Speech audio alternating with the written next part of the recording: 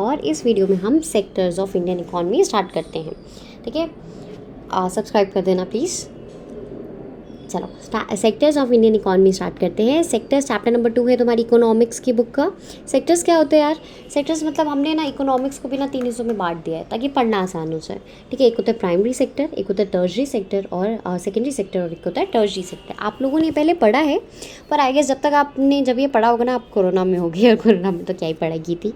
चलो इस साल अच्छे से पढ़ लेना।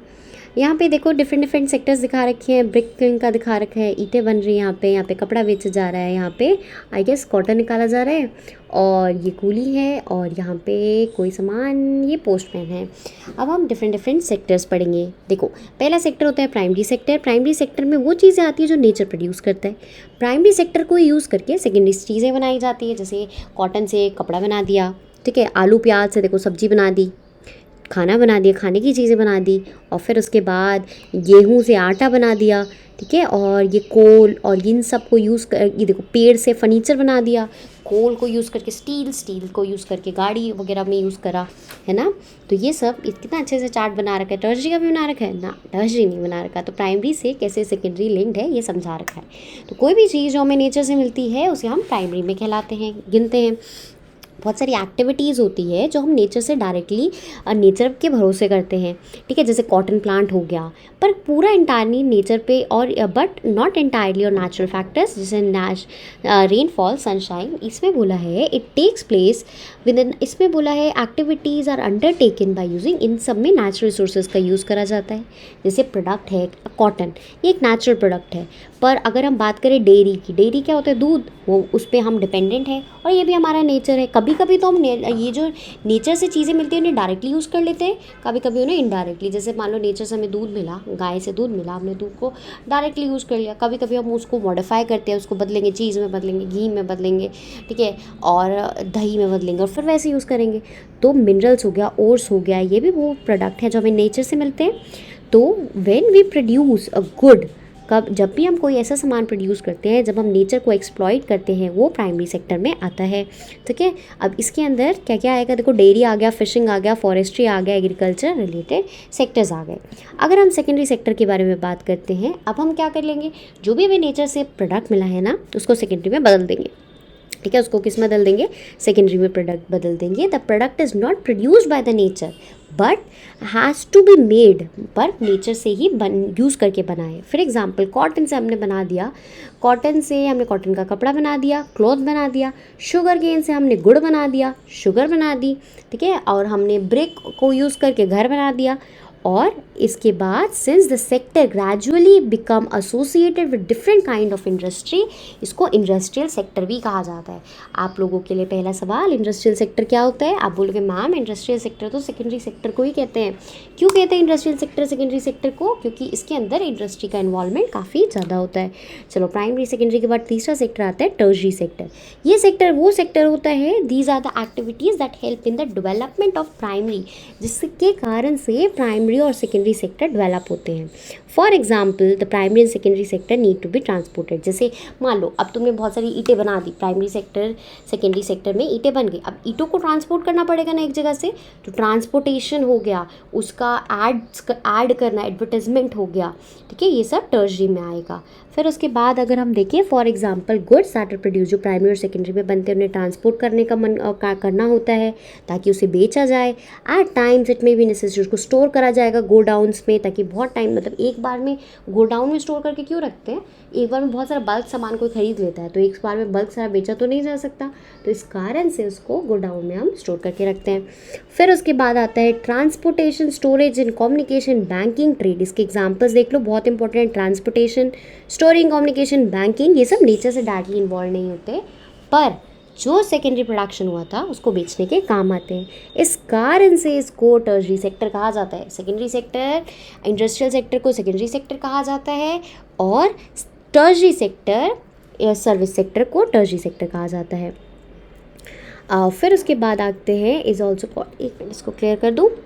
सर्विस सेक्टर के अंदर कुछ एसेंशियल सर्विसेज आती है। अच्छा सुनो, नोट्स मेरे टेलीग्राम चैनल से ले लेना, उसका लिंक मैं डिस्क्रिप्शन बॉक्स में डाल दूँगी, उससे तुम्हें बहुत हेल्प मिलेगी। सर्विस सेक्टर के अंदर आगे बढ़ते हैं। सर्विस सेक्टर के अंदर क्या क्या आता है? एसेंशियल सर्विसेज जो हमें डायरेक्टली हेल्प नहीं करती प्रोडक्शन ऑफ गुड्स में। फॉर एग्जांपल सर्विस, किसी को सर्विस दे रहे, यार देखो मैं तुमको सर्विस दे रही हूँ, मेरे पास एक स्किल है पढ़ाने का जिस कारण से मैं तुमको पढ़ा पा रही हूँ, ठीक है। अच्छा तुम्हें पता है नॉलेज और स्किल पढ़ाने में बहुत अलग अलग होते हैं। किसी किसी के पास ना बहुत नॉलेज होती है पर उसे पढ़ाना नहीं आता है, किसी किसी के पास नॉलेज तो कम होती है पर उसका कम्युनिकेशन स्किल इतना अच्छा होता है कि वो पढ़ा सकता है, ठीक है। तो कभी ऐसा नहीं सोचना कि बहुत पढ़ा लिखा इंसान है ना वही तुमको ढंग से पढ़ा पाएगा, नहीं। स्किल होता है पढ़ाना, और जिसके पास ये स्किल होता है ना वो इवन दो इतना पढ़ा लिखा भी नहीं है, मास्टर्स नहीं है, पीएचडी नहीं है, पर स्टिल अगर उसे वो कंसेप्ट तुम्हें समझा पाएगा ना तो वो अच्छी टीचिंग स्किल में आएगा। खैर ही मैं कहाँ से कहाँ पहुँच गई। फॉर एग्जाम्पल जस्ट हमने रुकिए, और क्या क्या सर्विसेज आएंगे, जैसे वॉशरमैन, कपड़े धोने वाला धोबी, बार्बर्स, कॉबलर्स, लॉयर्स, पीपल जो एडमिनिस्ट्रेशन ऑफिसेज में काम करते हैं, ये सारे सर्विसेज प्रोवाइड करते हैं। जैसे इंटरनेट कैफ़े भी हो गया, एटीएम बूथ हो गया, और कॉल सेंटर्स हो गए, सॉफ्टवेयर कंपनीज हो गई, ये सारी इंपॉर्टेंट हो जाती है। चलो अब आगे पढ़ते हैं। कंपेयरिंग द 3 सेक्टर्स, तीनों सेक्टर्स जो हमने प्राइमरी, सेकेंडरी, टर्शरी पढ़े, अब इनको कंपेयर करके देखते हैं। We count the various goods and services जो एक कंट्री, एक सेक्टर, हर सेक्टर के अंदर जो प्रोड्यूस हुई गुड्स और सर्विसेज। गुड्स हो गया सामान, सर्विसेज क्या होता है? सर्विसेज मतलब जो चीज़ आप टच नहीं कर सकते पर आप एक दूसरे को प्रोवाइड कर सकते हो। फॉर एग्जांपल मैं तुम्हें सर्विस दे रही हूँ पढ़ाने की, ठीक है, और डॉक्टर भी सर्विस देगा अपनी, तो वो अब उसके पास स्किल है इसलिए वो सर्विस प्रोवाइड कर रहा है। This is something that you can not be touched. चलो इसे सर्विस कहते हैं। तो अब ये कैसे काउंट करते हैं? इसके लिए यू आर राइट, आप सोच रहे होगे to get around this problem economist ने सजेस्ट करा कि हम वैल्यूज़ ऑफ गुड और सर्विसेज को एड अप कर देते हैं। फॉर एग्जांपल अगर 10,000 kg ऑफ वीट सोल्ड हुआ है 20 kg 20 रुपये किलो पे, तो कितनी वीट की वैल्यू होगी अगर इतने पैसे बने तो, ठीक है। फिर तो हम फाइनली जीडीपी पे पहुंच रहे, किस पे पहुंच रहे? Goods and gross domestic product, GDP पे। तो एक one precaution has to take, जो सारे गुड्स एंड सर्विसेज है वो needs not to be counted. For example जो फाइनल गुड एंड सर्विसेज है उसी को हम काउंट करेंगे। इसका एक एग्जाम्पल ले लो, जैसे बिस्किट बनाना है तो बिस्किट के लिए तुम्हें मैदा चाहिए, चीनी चाहिए, पर फाइनल प्रोडक्ट तो तुम्हारा ये बिस्किट बन के आ रहा है, तो हम बीच वाली चीज़ को नहीं काउंट करेंगे। हम जो हर इंटरमीडिएट स्टेट पे जो बीच बीच में जो बन के आ रही है ना चीज़ें, उसको नहीं काउंट करते, हम फाइनल प्रोडक्ट को काउंट करते हैं। जब फाइनल प्रोडक्ट, अब क्या क्यों सिर्फ फाइनल प्रोडक्ट और सर्विसेज को ही काउंट किया जाता है? क्योंकि इंटरमीडिएट ग्रुप गुड्स जो होते हैं, इंटरमीडिएट माने बीच के जो गुड्स होते हैं, उनके पास एक फाइनल वैल्यू होती है जो बीच वालों के पास नहीं होती, ठीक है। अब देखो यहाँ पे मैंने कहा था ना जीडीपी की तरफ हम बढ़ रहे हैं। जो final is then important word you need to market. Final goods और सर्विसेज हर सेक्टर में प्रोड्यूस होती है एक पर्टिकुलर साल के अंदर, उसको जीडीपी कहा जाता है। उसको क्या कहा जाता है? जीडीपी कहा जाता है। चलो इंडिया के अंदर हम ध्यान से देखें तो जीडीपी को मेज़र करना सेंट्रल गवर्नमेंट का काम है। एक सेंट्रल गवर्नमेंट के अंडर एक मिनिस्टर मेज़र करता है। अब क्या क्या चेंजेस आए हैं जीडीपी की मेजरमेंट में, हम इसको पढ़ते हैं। जनरली ये देखा गया है कि हिस्ट्रीज़ में जैसे डेवलप्ड कंट्री होती है, इनिशियल स्टेज ऑफ डेवलपमेंट में, जैसे ये नोट करते हैं कि जब डेवलपमेंट हो रहा होता है ना तो इनिशियल स्टेज होता है जब प्राइमरी सेक्टर सबसे इंपॉर्टेंट होता है। प्राइमरी सेक्टर कौन सा था? जो हमें नेचर से डायरेक्टली मिल रहा था उसे क्या कहते थे? प्राइमरी सेक्टर कह रहे थे।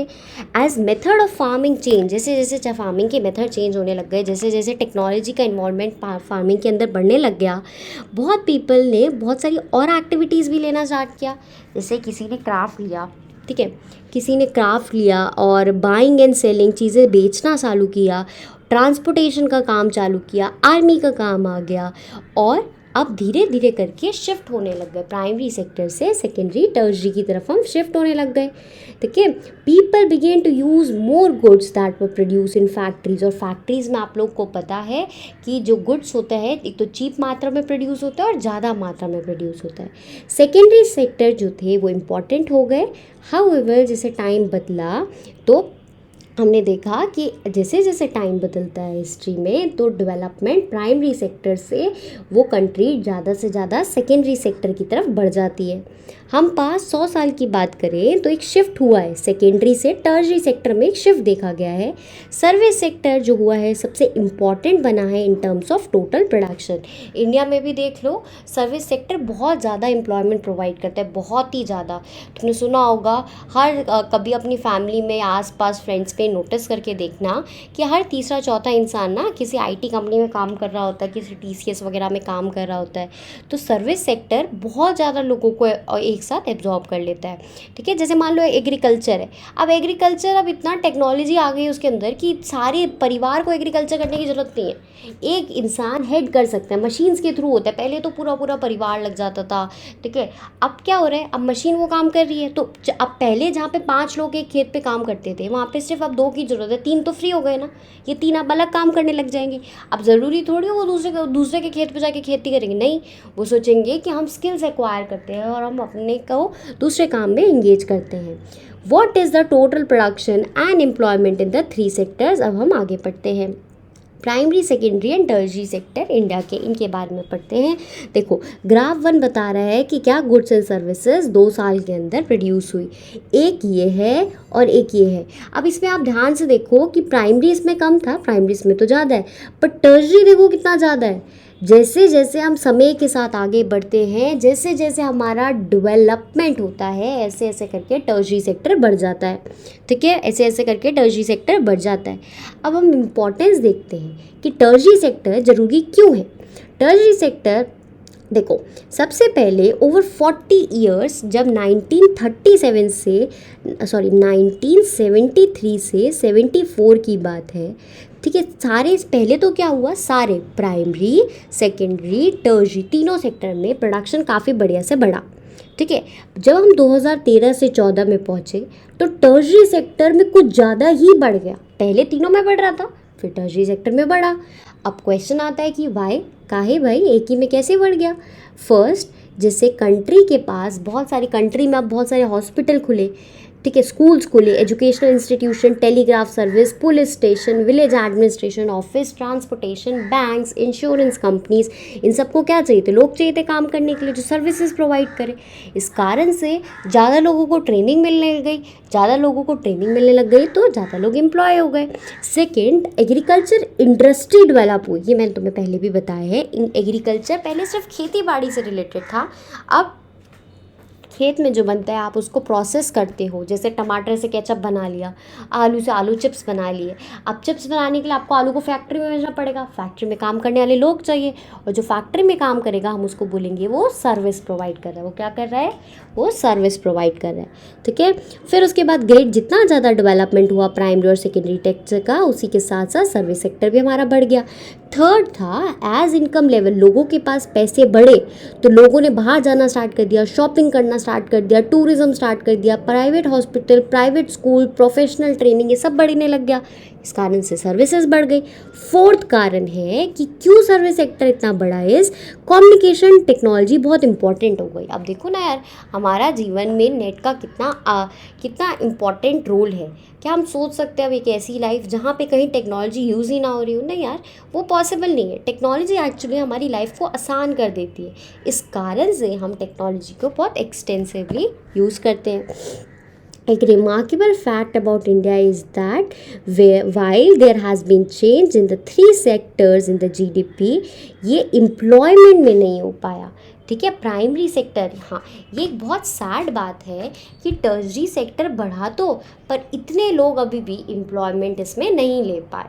ठीक है, इतने लोग अभी भी एम्प्लॉयमेंट नहीं ले पाए। अभी भी आप लोगों ने सुना होगा कि हमारा कृषि प्रधान देश है, मतलब हमारे देश में अभी भी कितने सारे लोग क्या करते हैं, एग्रीकल्चर करते हैं, एग्रीकल्चर पर डिपेंडेंट है।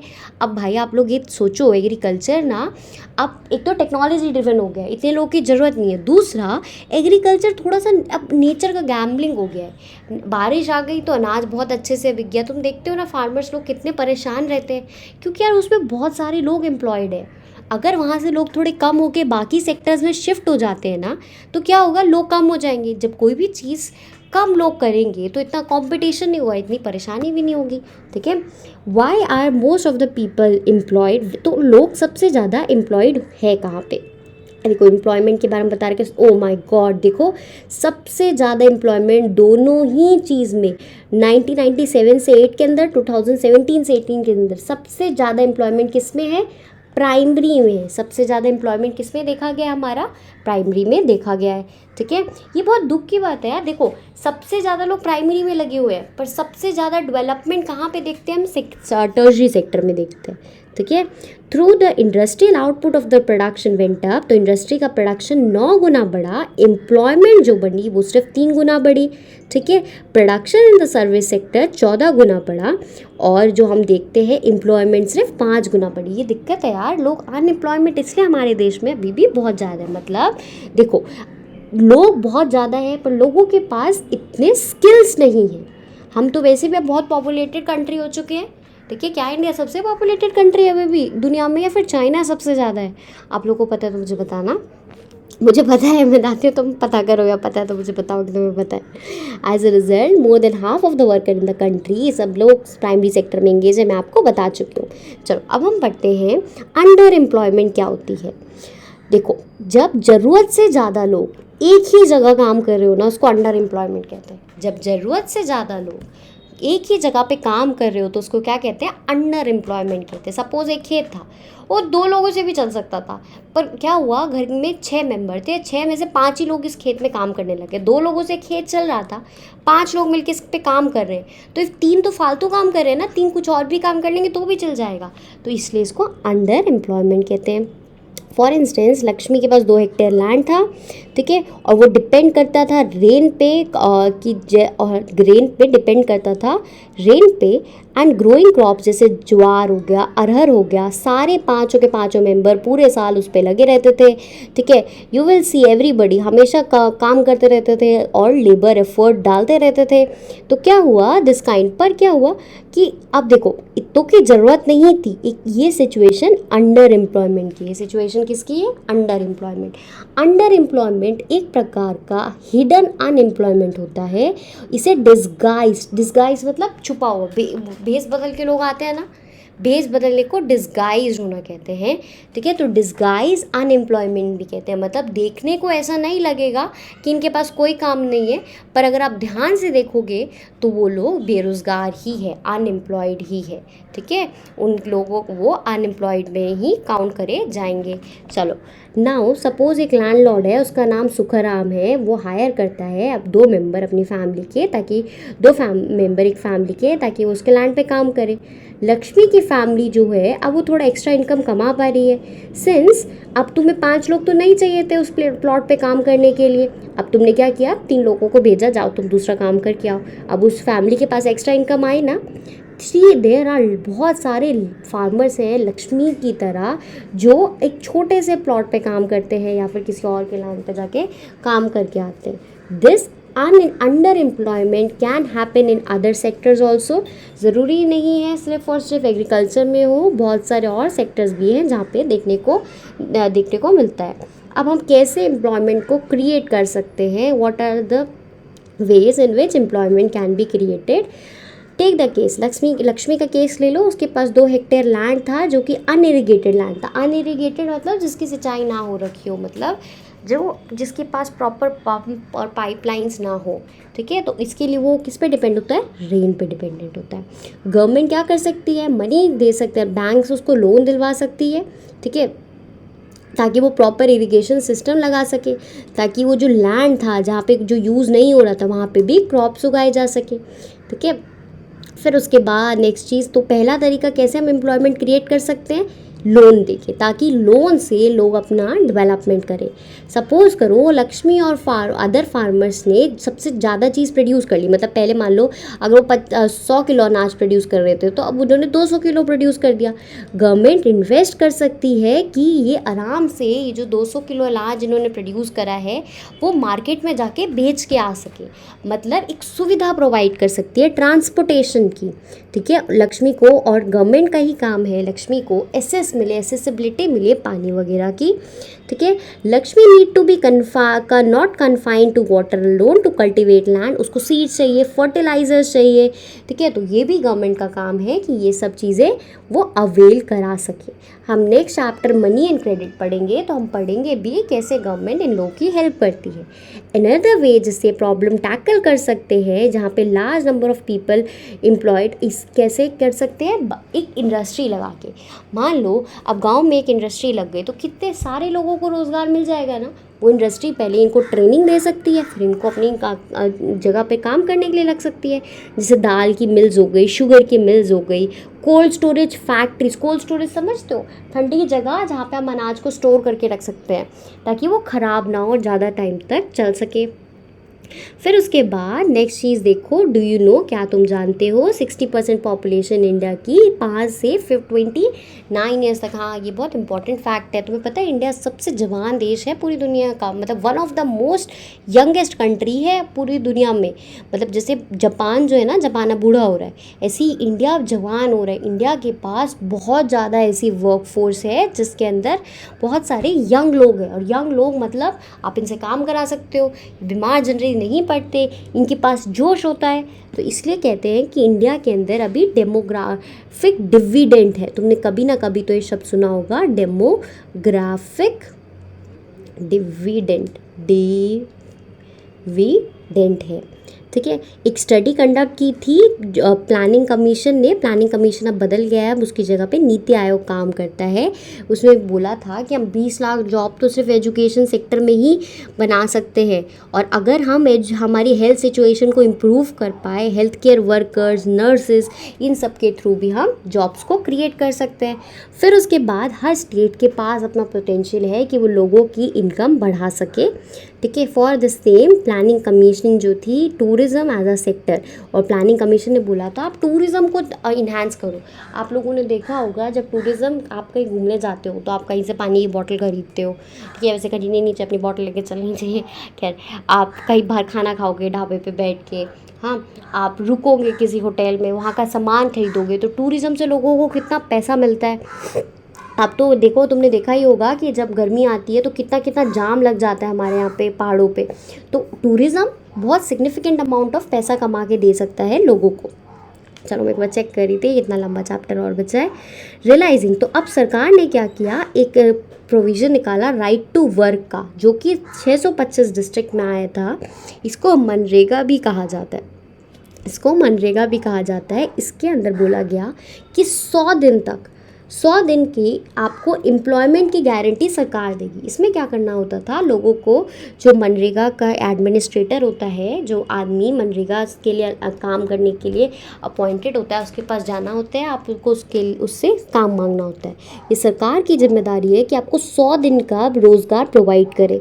ठीक है, और ये कौन से एक्ट के अंदर आया, मनरेगा। अगर सरकार नहीं प्रोवाइड करती ना तो सरकार आपको पैसे देगी ना, काम ना प्रोवाइड करने के बाद, मतलब नहीं करोगे तब भी पैसे देगी। तो type of work that could help increase in production. अब क्या क्या काम कर सकते हो आप मनरेगा में जाके, जैसे मान लो कोई एम्बैंकमेंट खोदना है, कोई नहर खोदनी है, या फिर नहर कुछ वहाँ पे कंस्ट्रक्शन का काम हो रहा है, फुटपाथ बनाना है, सड़क बनानी है, ऐसा काम तो हमेशा ही चलता रहता है, टूट फूट तो हर जगह होती रहती है। तो ऐसे काम में आप लोग, मतलब ऐसे काम में इंसान को एम्प्लॉयमेंट मिलता है और 100 दिन का गारंटीड रोज़गार मिलता है मनरेगा के तहत। अगर हम आगे देखिए, कांता की कहानी सुनते हैं। कांता जो है एक ऑफिस में काम करती है, उसका ऑफिस 9:30 से 5:30 तक का है। उसको सैलरी मंथ के एंड तक मिल जाती है। उसकी सैलरी, उसका कुछ पार्ट सैलरी का प्रोविडेंट फंड में भी जानता है। कांता संडे को ऑफिस नहीं जाती, उस हॉलीडे के भी उसको पैसे मिलते हैं। ठीक है, और जब वो ज्वाइन कर रही थी अपने ये कंपनी, तो उसको अपॉइंटमेंट लेटर में ये सब लिख के दिया था उन लोगों ने। अब कमल की कहानी सुनते हैं। कमल कांता का लेबर है, वो एक डेली वेज लेबर है, नेबर पड़ोसी है और लेबर की तरह काम करता है ग्रॉसरी की दुकान में। 7:30 बजे जाता है और 8 बजे तक शाम के काम करता है। उसको कोई भी अलाउंस नहीं मिलता, सिर्फ वेजेस मिलती है। और अगर उसने कोई छुट्टी मार दी तो उसके पैसे उसके कट जाते हैं, ना उसको कोई पेड लीव मिलती है। तो इस कारण से उसको कोई भी ना, और जब उसने जॉब ज्वाइन की थी कोई उसको लेटर भी नहीं मिला था। और उसको बोला गया था कि वो कभी भी उसको कभी भी निकाला जा सकता है। तो हम यहाँ पे कांता और कमल की कहानी को कंपेयर कर रहे हैं, जहाँ पे आपको प्रॉपर प्रोविडेंट फंड होता है, प्रॉपर जॉब होती है, ठीक है। अब तो ऑफिसेस का सिस्टम थोड़ा कम हो रहा है, अब तो घर से लोग काम करने लग गए हैं, या फिर आपको प्रॉपर अपॉइंटमेंट लेटर मिलता है। उस इकॉनमी को हम फॉर्मल इकॉनमी कहते हैं। क्या कहते हैं? फॉर्मल। फॉर्मल का ना उल्टा इनफॉर्मल होता है। फॉर्मल का उल्टा क्या होता है?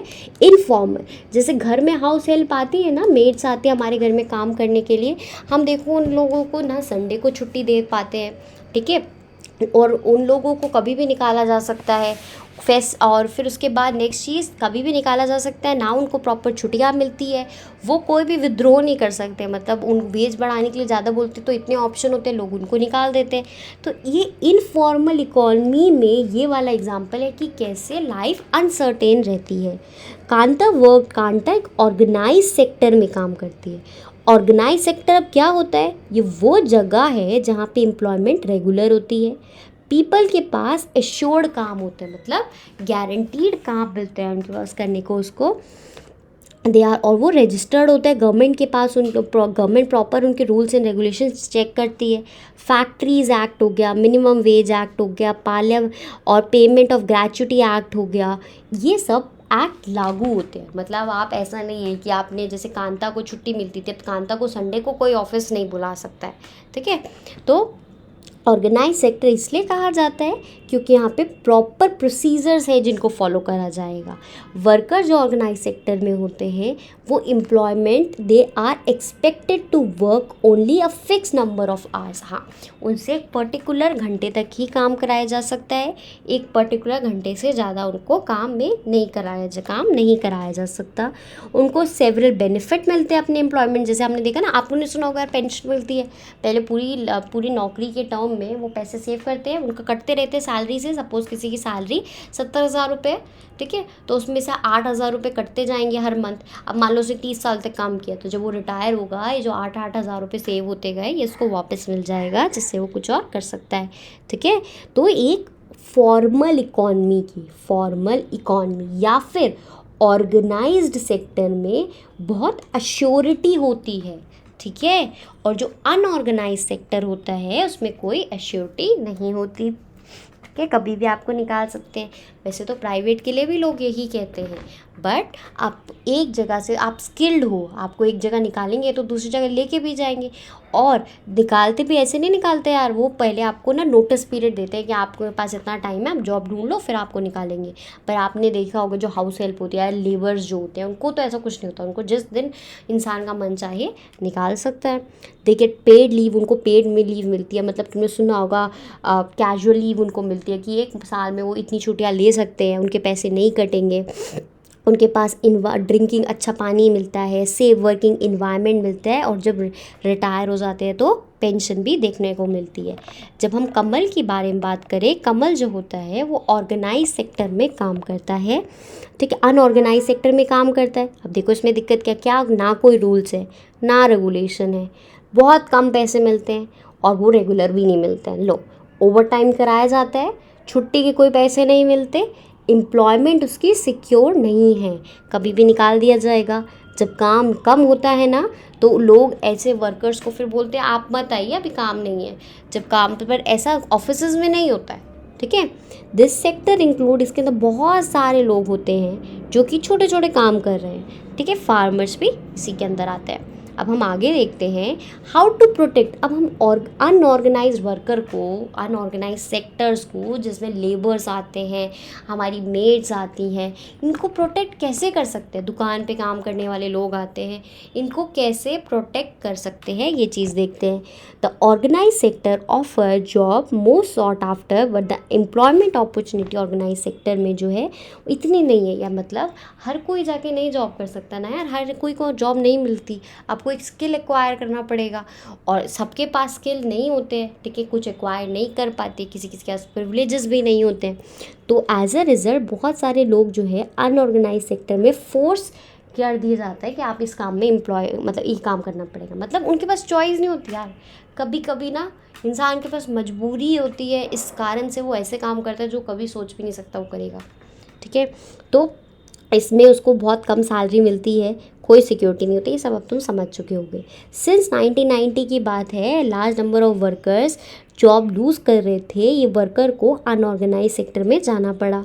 ठीक है, हु आर दिस, अब ये कौन लोग हैं जिन्हें हमें प्रोटेक्शन देने की ज़रूरत है? सबसे पहले लैंडलेस लेबर, छोटे छोटे जो फार्मर्स होते हैं, शेयर क्रॉपर्स होते हैं, आर्टिस्ट लोग होते हैं, जैसे वीवर हो गया, ठीक है, ब्लैक स्मिथ हो गया, लोहार हो गया, कारपेंटर हो गया, गोल्ड स्मिथ हो गया।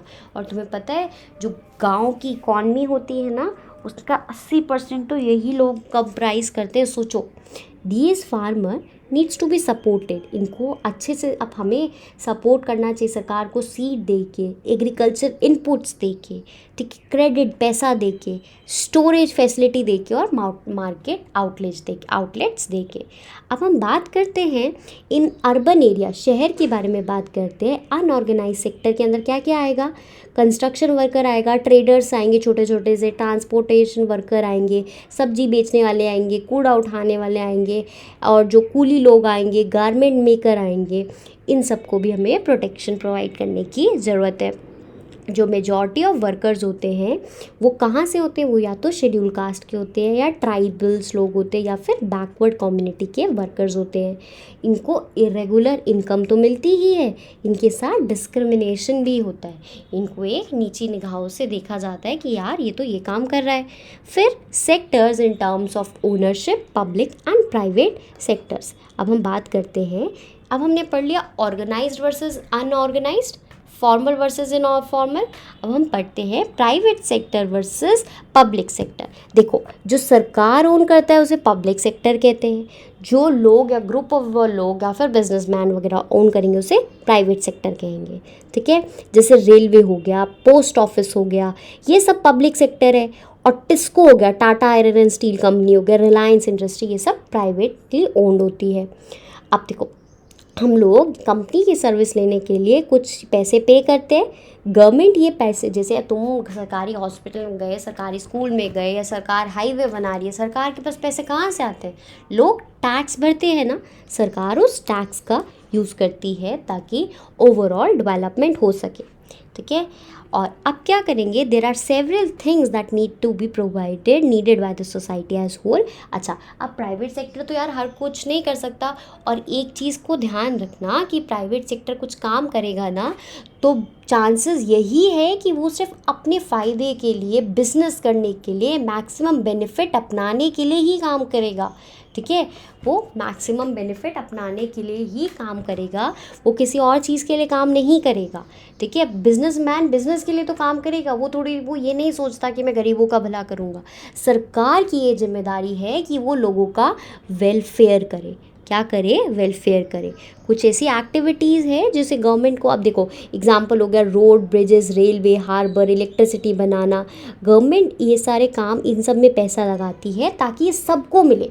क्योंकि प्राइवेट स्कूल देखा है ना, उसकी फ़ीस कितनी ज़्यादा होती है, तो पर्टिकुलर सेक्शन ही उनमें जा सकते हैं। गवर्नमेंट स्कूल की फ़ीस कितनी कम होती है, तो वहाँ पे लोग जा सकते हैं। ठीक है, सबके गवर्नमेंट जो सर्विस प्रोवाइड करेगी वो सबके लिए होगी, वो बहुत कम रेट में होगी, और जिसके पास पैसा है वो प्राइवेट सर्विसेज को अफोर्ड करे। कुछ ऐसी एक्टिविटीज़ होती है जो गवर्नमेंट सपोर्ट करती है पर प्राइवेट नहीं। आप बिजनेसमैन अनलेस गवर्नमेंट, जब तक गवर्नमेंट इंकरेज नहीं करती तब तक सपोर्ट नहीं करती। जैसे बिजली को बेचना और बिजली बनाना, जैसे स्मॉल स्केल इंडस्ट्री हो गई, इनको शट डाउन करना पड़ता है। कभी कभी क्या होता है, जब फ़ायदा नहीं होता है ना, तो इंडस्ट्रीज़ बंद होने लग जाती है, तब गवर्नमेंट आगे आती है। देखो, गवर्नमेंट तो भी तो सब कुछ नहीं कर सकती ना, तब क्या करती है, गवर्नमेंट आगे आती है। ठीक है, और गवर्नमेंट क्या करती है, ऐसे स्टेप्स लेती है, तो उनको लोन प्रोवाइड करेगी या उनको असिस्टेंस प्रोवाइड करेगी कि वो कंपनीज बंद, वो जो छोटी छोटी इंडस्ट्रीज़ है वो बंद ना हो। There are large number of activities जो कि प्राइमरी गवर्नमेंट जिसके लिए रिस्पॉन्सिबल है, जैसे हेल्थ केयर प्रोवाइड करना, एजुकेशन फॉर ऑल प्रोवाइड करना, स्कूल्स को चलाना। ठीक है, तो हम क्या पढ़े, दो प्रकार के सेक्टर, मतलब एक प्राइवेट होता है, एक पब्लिक होता है। पब्लिक सरकारी होता है, प्राइवेट जो होगा जो बिजनेसमैन वगैरह ओन करते हैं, बिजनेस वुमेन भी हो सकती है। दूसरी पब्लिक सेक्टर सबके लिए एक्सेसिबल है, प्राइवेट सेक्टर में ये चीज़ नहीं होती, जिसके पास पैसे हैं वो ही एक्सेस कर पाएगा। सेकेंड, थर्ड, पब्लिक सेक्टर में पैसा कहाँ से आता है? पब्लिक सेक्टर में पैसा हम लोग जो टैक्स देते हैं सरकार उसको यूज़ करती है सबके वेलफेयर के लिए। प्राइवेट सेक्टर में पैसा कहाँ से आता है? इन्वेस्टमेंट से आता है और प्रॉफिट से आता है। अच्छा, और आप सुनो, आप लोग को लिए नोट्स के लिए ना मैंने टेलीग्राम चैनल बना रखा है, आप वहाँ जाके उसे ले लेना, उसका लिंक मैं डाल दूँगी, उसको ज्वाइन कर लेना। तो जो भी नोट्स आएंगे क्वेश्चन बैंक में उसमें डालने की सोच रही हो आगे जाके रिवीजन क्वेश्चंस, तो उसमें तुमको मिल जाएगा। और तुम लोग मेरे से इंस्टाग्राम पे कनेक्ट भी हो सकते हो। थोड़ा सा लास्ट पैराग्राफ रह गया है, इसको कंप्लीट करते हैं। Half of the children India के माल नरिश्ड हैं और आधे से ज़्यादा तो बहुत ज़्यादा इल है। अगर हम बात करें इन्फेंट मोर्टेलिटी रेट होता है कि 1 साल की उम्र पहुंचने से पहले कितने बच्चों की जान चली गई। उड़ीसा में सोचो 40 बच्चे मर जाते हैं 1000 में से, मध्य प्रदेश में 48, और ये बहुत ही ज़्यादा कम है, दुनिया के सबसे गरीब देशों से भी सबसे ज़्यादा कम है। तो इसलिए गवर्नमेंट की जिम्मेदारी बनती है कि गवर्नमेंट लोगों को प्रॉपर ड्रिंकिंग फैसिलिटीज़ वगैरह प्रोवाइड करे, न्यूट्रिशन प्रोवाइड करे। इन सब चीज़ों पे हम कॉम्प्रोमाइज़ नहीं कर सकते। चलिए अब मैं नेक्स्ट लेसन के साथ आपको मिलती हूँ। बाय बाय, अपना ध्यान रखना, पढ़ते रहना, गर्मी बहुत है, पानी भी पीते रहना। Bye bye.